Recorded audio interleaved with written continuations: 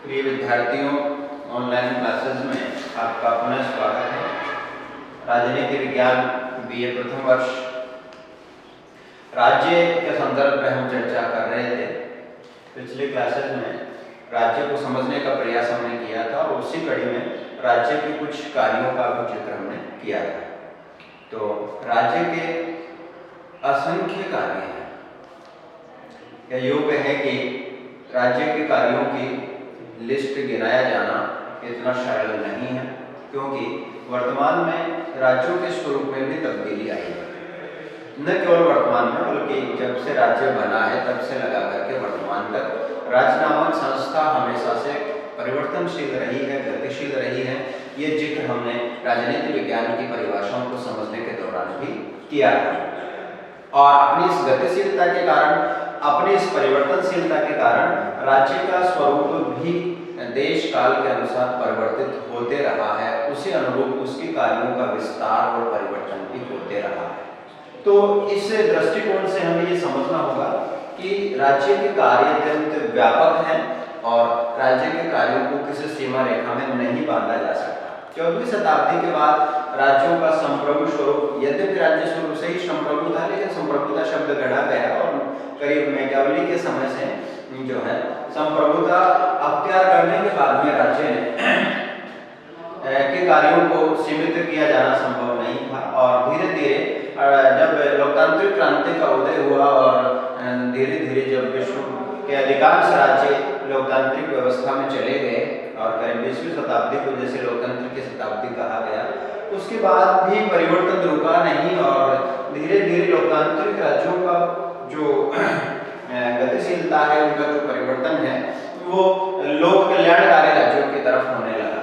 लोक कल्याणकारी राज्य, पब्लिक वेलफेयर स्टेट का कंसेप्ट धीरे धीरे जोर पकड़ने लगा और राज्यों का स्वरूप लोक कल्याणकारी हो गया। तो लोक कल्याणकारी स्वरूप होने के कारण से भी एक बड़ा इशू था, बड़ा कारण था, जिस कारण से भी राज्य के कार्यों का अधिक विस्तार हुआ है। राज्य के कार्यों का अधिक विस्तार हुआ है या व्यापक दृष्टिकोण राज्य ने अपनाया है और आज राज्य व्यक्ति के नागरिक के जीवन के करीब करीब सभी क्षेत्रों में प्रवेश कर रहा है। चाहे उसका सामाजिक जीवन हो, चाहे उसका राजनीतिक जीवन तो है ही है, आर्थिक जीवन हो, यहाँ तक कि धार्मिक जीवन में भी और उससे आगे इन्हीं मामलों में व्यक्तिगत जीवन में भी जो है राज्य का हस्तक्षेप दिखाई देता है। तो लोक कल्याणकारी अवधारणा आने से राज्यों के कार्यों में और उसके क्षेत्र में और व्यापकता आई है। तो राज्य के कार्यों के लिए अगर हम कहें तो इनको किसी सीमा रेखा में नहीं बांधा जा सकता है, लेकिन मोटे रूप से जो है 3 विभाग इसके कार्यों में हमेशा से देखे गए। 3 प्रकार के कार्य राज्य जब से रहा तब से लेकर के, चाहे वह किसी भी रूप में किए गए हों, लेकिन ये कार्य राज्य करता आया है। कार्यपालक कार्य, जैसा कि पूर्व में भी हम इसका कुछ जिक्र कर चुके थे। दूसरा विधायी कार्य और तीसरा न्यायिक कार्य। न्यायिक कार्य, इन 3 मौलिक या मूलभूत कार्य राज्य के हम गिना सकते हैं। इनके अलावा लोक कल्याण से संबंधित कार्य भी हैं, उसके आर्थिक क्षेत्र से संबंधित कार्य भी हैं, सामाजिक और धार्मिक क्षेत्र से संबंधित कार्य भी हैं और भी बहुत सारे कार्य जो तत्क्षण उद्भूत होते हैं, जिनको गिनाया नहीं जा सकता है या पूर्व निर्धारित नहीं होते हैं या पहले से उनको तैयार करके नहीं रखा जा सकता है या उनके बारे में कोई व्यवस्था बना के नहीं रखी जा सकती है। युद्ध और संधि के कार्य हैं, सुरक्षा के कार्य हैं, आर्थिक कार्य हैं, परराष्ट्र संबंध हैं, अंतर्राष्ट्रीय विदेश नीति के कार्य हैं, आंतरिक विद्रोह से संबंधित सुरक्षा का मामला है या प्राकृतिक प्रकोप से जनता को बचाने का मामला है, उसकी सहायता सुविधा का। आजकल राज्य शिक्षा के क्षेत्र में भी प्रवेश कर रहा है, चिकित्सा के क्षेत्र में भी प्रवेश कर रहा है। तो बहुत बड़ा आयाम राज्य के कार्यों का है, जिनको हम संक्षिप्त नहीं कर सकते हैं। लेकिन मौलिक रूप से राज्य के ये 3 कार्य हमेशा, चाहे राज्य किसी भी देश काल में क्यों नहीं रहा हो, किसी भी स्वरूप का क्यों नहीं रहा हो, लेकिन ये 3 कार्य राज्य ने हमेशा से किए हैं। इनको राज्य के मूलभूत कार्य हम कह सकते हैं। राज्य का स्वरूप कोई सा भी रहा हो, शासन का प्रकार कोई सा भी रहा हो, फॉर्म ऑफ गवर्नमेंट कोई सा भी रहा हो, या फॉर्म ऑफ स्टेट कोई सा भी रहा हो, लेकिन ये कार्य चाहे वे किन्हीं परिवर्तित स्वरूपों में क्यों नहीं किए हो, ये हमें यहाँ समझना होगा कि जैसे देश काल के अनुसार राज्य की स्थितियां परिवर्तनशील रही हैं, गतिशील रही है, तो किन्हीं और नामों से चाहे क्यों नहीं किया हो, किसी परिवर्तित रूप में या परिवर्तित नाम से ही क्यों नहीं किया हो, बल्कि ये कार्य मौलिक रूप से राज्य हमेशा से करते आया है, कर रहा है और संभवतः भविष्य में भी करेगा। यूनानी विचारकों के अनुसार करीब 2500 साल 2750 साल के आसपास का जो समय है, तब से लगा करके ये राज्य के मौलिक कार्यों का वर्णन पश्चिमी राजनीतिक शास्त्र में मिलता है और भारतीय शास्त्र में भी ये सारे प्रमाण उपलब्ध है। यद्यपि चाहे वे सीधे नामों से नहीं किए गए हों, चाहे वो सिर्फ अलग अलग विभाग बना करके नहीं किए गए हों, लेकिन ये कार्य हमेशा से मौजूद रहे हैं और राज्य को करते आया है। अब प्रश्न ये है कि राज्य के कार्यों का यथा समय हम और जिक्र करेंगे, यहाँ केवल हम फिलहाल राज्य को ही समझने का प्रयास कर रहे हैं। तो इन जो राज्य के कार्य हैं और इन कार्यों से ही राज्य का संगठन हमें समझने में सुविधा रहेगी। इसको लेकर के हम राज्य का संगठन समझने का प्रयास करते हैं। राज्य के मोटे रूप से 3 विभाग बनाए जा सकते हैं, मोटे रूप से 3 विभाग बनाए जा सकते हैं और पहला जो भाग है वो है कार्यपालिका। पहला जो भाग है वो कार्यपालिका है, जिसे हम सरकार भी कह सकते हैं। अगर इंडिया की बात करें तो फॉर एग्जांपल भारत सरकार। दूसरा जो राज्य का कार्य है विधायी कार्य। विधायी कार्य है विधायन करना, कानून बनाना, और उसको बनाने वाला जो अंग है वो है विधायिका। और इस रूप में हो गया आपका संसद, आप उसे कह सकते हैं संसद, या किसी भी नाम से जो है विधायी संस्थान हो। अब इसके अलग अलग देशों में अलग अलग नाम हैं, जैसे भारत और ब्रिटेन में हम इसको संसद कहते हैं, अमेरिका में, संयुक्त राज्य अमेरिका में इसको कांग्रेस कहते हैं, अफगानिस्तान में शूरा कहते हैं, कहीं डूमा कहा जाता है, जापान में डाइट कहा जाता है, नेपाल में राष्ट्रीय पंचायत कहा जाता है,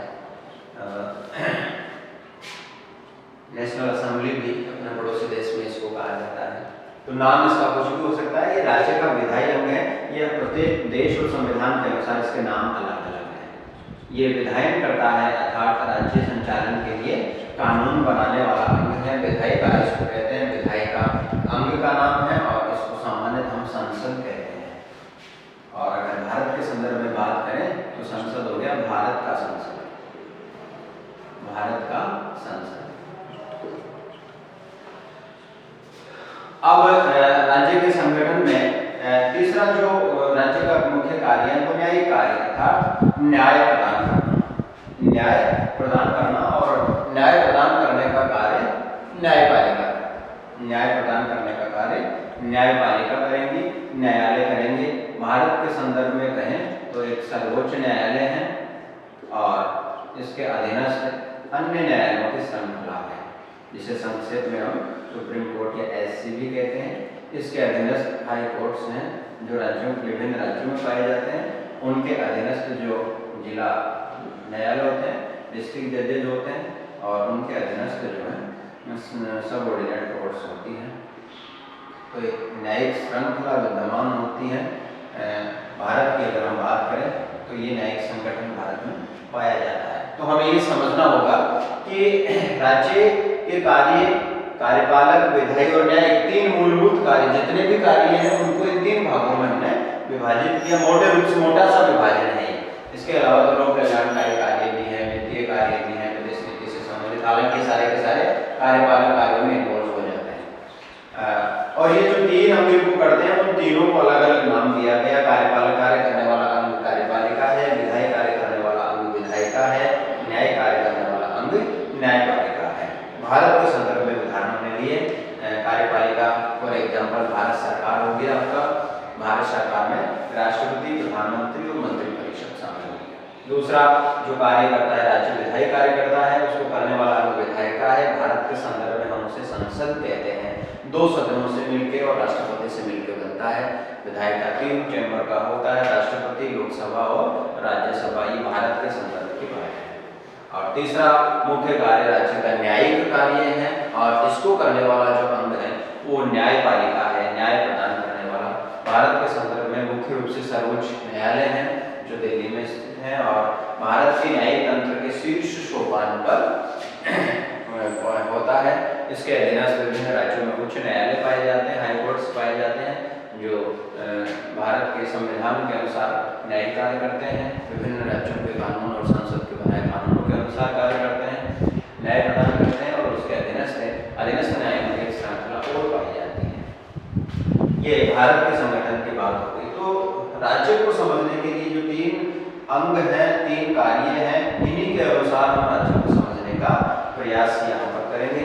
राज्य क्या है, कैसे बना, क्यों बना, उद्देश्य क्या है, इन सारे बिंदुओं पर चर्चा करने के बाद हम राज्य के संगठन को समझने का प्रयास करेंगे, और राज्य का संगठन कार्यों से ही समझे तो आपको और इसमें आसानी रहेगी। 3 मुख्य कार्य राज्य के: कार्यपालक कार्य, विधायिक कार्य और न्यायिक कार्य। अब ये 3 विभाजन क्यों है और 3 अंगों में क्यों बांटा गया है, इसके भी अलग अलग कारण हैं, अलग अलग परिस्थितियां हैं, और अलग अलग वस्तु स्थिति के अनुसार इनका विभाजन है, अलग अलग इसके लाभ हैं। एक अंग में शक्ति, राज्य के एक अंग में अगर शक्ति का निवास होता है तो शक्ति का दुरुपयोग की बड़ी संभावनाएं बनती है। जहां शासन शक्ति और अर्थ का संयोग होता है वहां पर दुरुपयोग की पूरी संभावनाएं बनती हैं। इतिहास इस बात का गवाह है, क्योंकि शासक वर्ग के पास संप्रभु होने के कारण से असीमित अधिकार आ जाते हैं, और असीमित अधिकारों का जब मनमाने प्रयोग करने लगता है, अर्थतंत्र का दुरुपयोग करता है, राजनीतिक शक्ति का दुरुपयोग करता है, तो फिर सामान्य जनता जो है वो उससे कुछ अच्छे की आशा नहीं कर सकती है, सामान्य जनता दुखी हो जाती है। ऐसी स्थिति में राज्य के एक अंग में संपूर्ण शक्ति का निवास नहीं हो, इस बात के कारण शक्ति पृथक्करण का सिद्धांत अपनाया गया। शक्ति पृथक्करण, सेपरेशन ऑफ पावर्स, शक्ति पृथक्करण का सिद्धांत अपनाया गया, और इस कारण से राज्य के 3 मुख्य अंग बनाए गए। एक कारण। दूसरा कारण यह है कि किसी एक अंग के द्वारा जो है बार वही कार्य करने से उसमें एक जीव विज्ञान का भी सिद्धांत है कि स्पेशलाइजेशन ऑफ सेल होता है, कोशिकाओं का जो है विशिष्टीकरण हो जाता है। किसी एक कार्य के प्रति विशेष प्रकार की कोशिकाएं अनुग्रहित हो जाती हैं, और उसके बारे में उनको अपने एक स्पेशलिटी प्राप्त हो जाती है। फॉर एग्जाम्पल, हमारे जो मसल्स हैं वो पैर के मसल्स चलने के उपयोग के अनुकूल होती है, हाथों की मसल्स पकड़ने के अनुकूल होती है। पैर से हम उठाने का कार्य नहीं कर सकते हैं, हाथ से जो दौड़ने का कार्य नहीं कर सकते हैं। तो दूसरा जो इसका लाभ है वो ये है कि सेपरेशन ऑफ पावर के बाद में दूसरा लाभ स्पेशलाइजेशन आ गया। इसमें स्पेशलाइजेशन के कारण एक अंग वही कार्य करता है तो उसमें उसको सुप्रीमेसी प्राप्त होती है, स्पेशलिटी प्राप्त होती है। फॉर एग्जाम्पल, न्यायपालिका टेक्निकल न्याय प्रदान करना अपने आप में बहुत ही तकनीकी कार्य है, न्यायिक दृष्टिकोण से तकनीकी है, टेक्निकल है। अगर कार्यपालिका का व्यक्ति न्याय प्रदान करने बैठता है तो संभवतः उससे चूक होने की पूरी संभावना है। लेकिन न्यायाधीश जो न्यायपालिका का समूह होते हैं, न्यायपालिका के सदस्य होते हैं, इनके द्वारा लगातार वही कार्य करने के कारण से इसके सिद्धांतों में स्पेशलाइजेशन आता है, उनकी कार्यशैली में दक्षता आती है, और उनके द्वारा किए गए कार्यों में उत्कृष्टता आती है। तो ये भी एक कारण है जिस कारण से इसका अलग अलग तरीके से विभाजन किया गया है, और अलग अलग अंगों को अलग अलग कार्य प्रदान किए गए हैं। ये अलग अलग अंग मिलकर के अलग अलग कार्य राज्य के संपन्न करते हैं। तो हमारा जो समझने का दृष्टिकोण है वो ये है कि हम यहाँ राज्य को समझे, राज्य का संगठन समझे, राज्य कैसे बना है, इस बात को हमें यहाँ पर समझना है। तो आप समझें कि राज्य 3 अंगों से मिलकर बना है वर्तमान में। हालांकि इसमें और भी बहुत सारी माइनर चीजें होती है, लेकिन उन बातों में न जाकर के हम मोटे रूप से एक खाका आपके सामने यहाँ पर खींचना चाहते हैं, जिससे राज्य का संगठन मोटे तौर पर आपको समझ में आ जाए। राज्य को 3 अंगों से मिलकर माना गया है, 3 अंगों से मिलकर बना है। पहला अंग कार्यपालिका है, दूसरा अंग विधायिका है, तीसरा अंग न्यायपालिका है। कार्यपालिका कार्यपालक कार्य करता है, या साधारण शब्दों में आप इसको प्रशासन कह सकते हैं, प्रशासन करता है। और शुरू में हमने जो कहा था सुरक्षा, वो भी इसमें शामिल हो गया, क्योंकि सुरक्षा प्रशासन का एक विषय है। लॉ एंड ऑर्डर का सिचुएशन मेंटेन रखना शासन की, राज्य की पहली जिम्मेदारी है, और वो कार्यपालिका के माध्यम से, सरकार के माध्यम से ये सबसे पहले किया जाता है। युद्ध शांति का काम जो है, पब्लिक की सुरक्षा का काम है, उसकी जान माल की जो सुरक्षा है वो सबसे पहला, क्योंकि हमने शुरू में ये कहा था कि राज्य के उद्भूत होने का ही एक सबसे बड़ा और सबसे प्रमुख कारण सुरक्षा है। सुरक्षा राज्य ने जनता को दी, जनता ने राज्य को कर दिया। इस सिद्धांत के आधार पर राज्य प्रारंभ हुआ, और वहां से लगा करके वर्तमान तक सुरक्षा राज्य का मूलभूत कारण है। शब्दों में बदलाव के आधार पर हम इसे कार्यपालिका में, कार्यपालक कार्य में शामिल करके राज्य के शासन प्रशासन की बात इसमें शामिल करते हैं। दूसरा जो अंग आपका विधायिका है, विधायन करता है, कानून बनाता है, कानूनों का निर्माण करता है। विधायी कार्यों का कानून निर्माण या विधि का निर्माण कह सकते हैं। ये जो है कानून निर्माण करता है। और कार्यपालिका अब जो प्रशासन करता है वो इस बने हुए कानून को लागू भी करता है, कानूनों का एग्जीक्यूशन करता है, क्योंकि विधायिका तो कानून बना करके छोड़ देता है, देखने नहीं आता है। फॉर एग्जाम्पल संसद ने कोई विधि बनाई, कोई कानून बनाया, तो वो कहाँ तक लागू हुआ, किस हद तक उसमें कमियां रही, या किसने कानून का पालन किया और किसने नहीं किया, ये देखने विधायिका नहीं आता, ये देखना प्रशासन का काम है, कार्यपालिका का काम है। तो कानूनों को एग्जीक्यूट करना भी कार्यपालिका का काम है। और न्यायपालिका है, न्याय कार्य करती है, न्याय प्रदान करती है। न्याय प्रदान करना राज्य का बहुत ही महत्वपूर्ण कार्य है।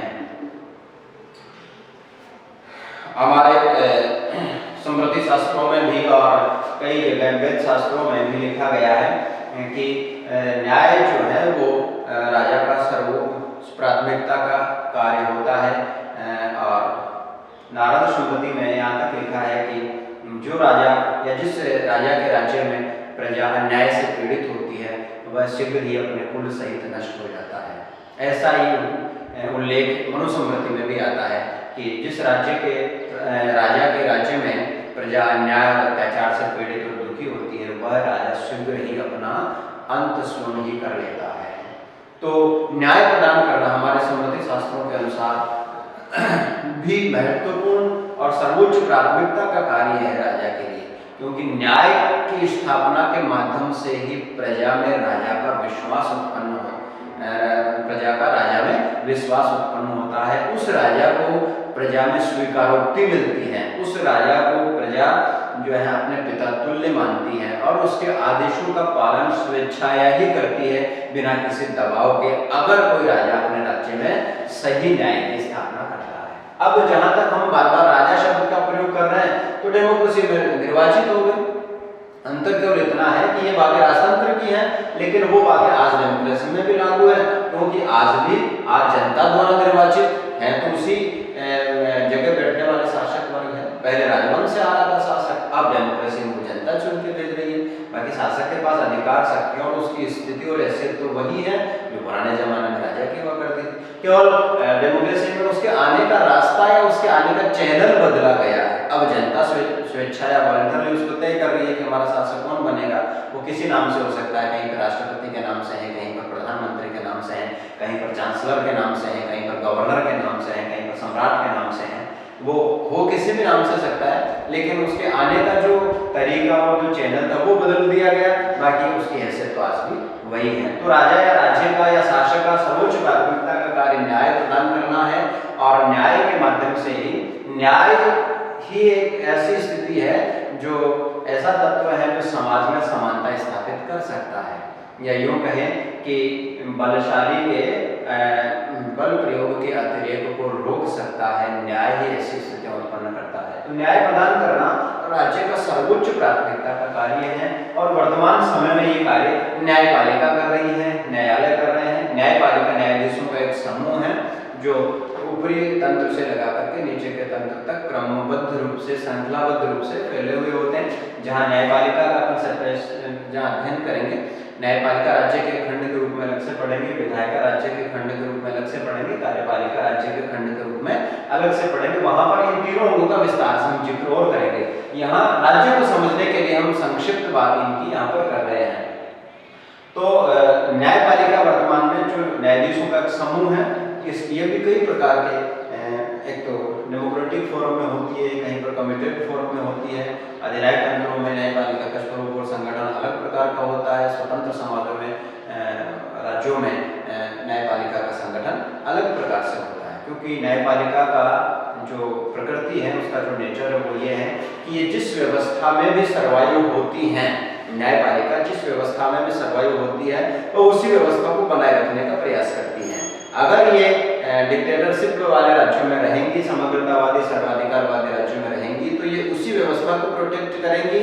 और अगर ये डेमोक्रेटिक फॉर्म वाले स्टेट्स में रहेंगी, डेमोक्रेटिक सोसाइटीज में रहेंगी, तो ये उस फॉर्मेट को प्रोटेक्ट करने का प्रयास करेंगी।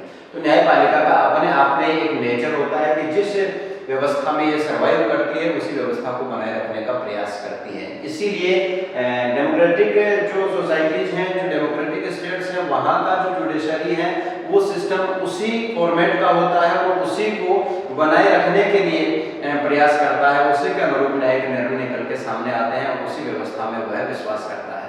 और इसके विपरीत जहाँ पर कमिटेड टाइप ऑफ जुडिशरी होता है, वहाँ पर वो एक तरीके से अधिनायकवादी या डिक्टेटरशिप वाले जो राज्य होते हैं, समग्रतावादी राज्य होते हैं, तो वहाँ वह प्रशासन के एक अंग के रूप में कार्य करती है, स्वतंत्र रूप से वो कार्य नहीं करती है। वो अलग से हम अध्ययन करेंगे। यहाँ पर हमें यह समझना है कि न्यायपालिका राज्य के अंग के रूप में एक न्याय प्रदान करने वाला अंग है। इससे मिलकर राज्य का संगठन हो रहा है।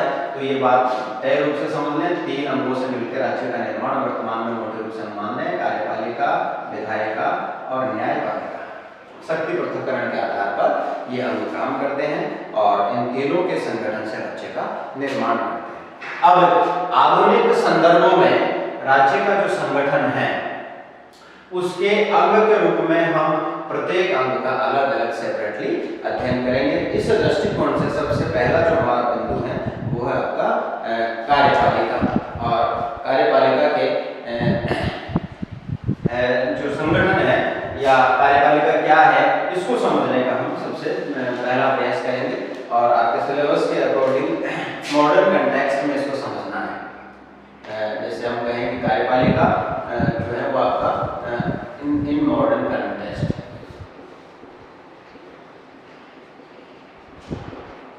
आधुनिक संदर्भ या आधुनिक दृष्टिकोण के अनुसार कार्यपालिका, जैसा कि हमने कहा कि ये 3 अंग और 3 कार्य अनादिकाल से चले आते हैं, लेकिन ये इन नामों से नहीं पाए जा सकते हैं, ऐसा भी संभव है। किन्हीं देश काल में, किन्हीं राज्य व्यवस्थाओं में इस रूप में या इस नाम से नहीं पाए जाते, लेकिन कर जरूर रहे हैं। बदले हुए रूप से, बदले हुए नाम से, बदली हुई प्रकृति से कार्य जरूर हो रहा है। राजा न्याय भी करता था, राज्य के आदेश ही कानून होते थे और राजा के आदेशों का पालन कार्यपालक या शासन प्रशासन के लिए किया जाता था। लेकिन हमें आधुनिक संदर्भों में कार्यपालिका को समझना है। कार्यपालिका क्या है, इस बात को समझना है। तो ये शासन का अंग है कार्यपालिका हमारे लिए। तो सबसे पहले इसका मीनिंग हम समझेंगे, कार्यपालिका का अर्थ हम समझेंगे।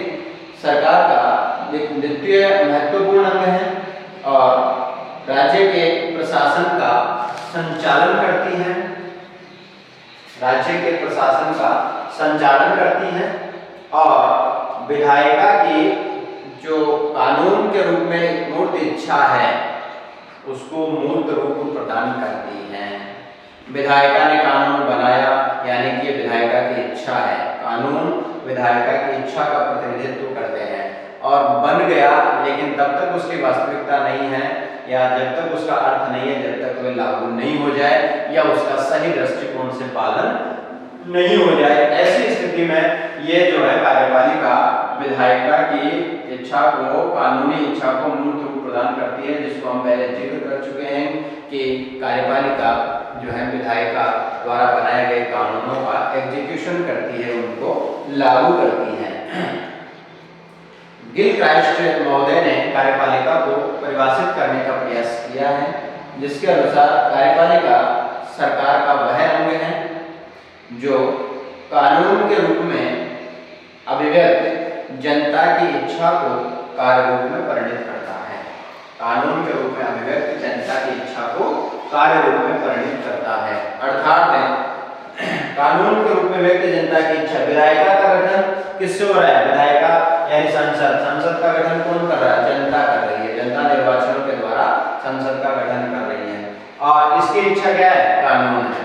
इसकी इच्छा क्या है? कानून है। और कानून बनाने के बाद उसको लागू करने की जिम्मेदारी कार्यपालिका की है। तो विधायिका की इच्छा, जो जनता की इच्छा है, वास्तव में जनता विधायिका के माध्यम से अपनी जो इच्छा प्रकट करती है, उस इच्छा को मूर्त रूप प्रदान करता है, उसको वास्तविक रूप प्रदान करता है, वह राज्य का कार्यपालक अंग है। इसके दो अर्थ लिए जाते हैं, व्यापक अर्थ में और एक सीमित या संकुचित अर्थ में। व्यापक अर्थों में जो कार्यपालिका है वो राजनीतिक पदाधिकारी और स्थायी कर्मचारी वर्ग से मिलकर बनी होती है। राजनीतिक पदाधिकारी और स्थायी कर्मचारी वर्ग से मिलकर बनी होती है। राजनीतिक पदाधिकारी जनता द्वारा चुने जाते हैं, समय विशेष के लिए आते हैं और इनकी कोई विशिष्ट योग्यताओं का निर्धारण कानून या संविधान के द्वारा नहीं किया जाता है। ये राजनीतिक कार्यपालिका होती है, जिसको हम सर्वोच्च कार्यपालिका भी कहते हैं, अस्थायी कार्यपालिका भी कहते हैं और राजनीतिक कार्यपालिका भी कहते हैं। दूसरा इसमें जो वर्ग है वो स्थायी कर्मचारी वर्ग होता है, जो निर्धारित उम्र तक कार्य करते हैं। इनके आने का तरीका विभिन्न प्रकार की भर्ती परीक्षाओं के माध्यम से, विभिन्न प्रकार के आयोगों के माध्यम से, लिखित और साक्षात्कार परीक्षाओं के माध्यम से इनका चयन होता है। निर्धारित समय तक ये अपनी सेवाएं देते हैं और शासन की नीति निर्माण और नीति लागू करने में शासन का सहयोग करते हैं। तो व्यापक रूप से इसके स्थायी और अस्थायी दोनों वर्गों को मिलाकर के जो है ये बनाया, इससे बनी है। यहाँ पर गार्नर का भी मत बड़ा महत्वपूर्ण है। इनके अनुसार विस्तृत और सामूहिक अर्थ में कार्यपालक विभाग में वे सब अधिकारी और संस्थाएं शामिल हैं। वे सब अधिकारी और संस्थाएं शामिल हैं जो कानून के रूप में निर्मित एवं अभिव्यक्त राज्य की इच्छा को क्रियान्वित करते हैं। राज्य की इच्छा को क्रियान्वित करते हैं और संकीर्ण अर्थ में कार्यपालिका में केवल राजनीतिक पदाधिकारी ही सम्मिलित किए जाते हैं। तो ये कार्यपालिका की संक्षिप्त जानकारी, और नेक्स्ट वीडियो में हम कार्यपालिका को पूरा समझने का प्रयास करेंगे।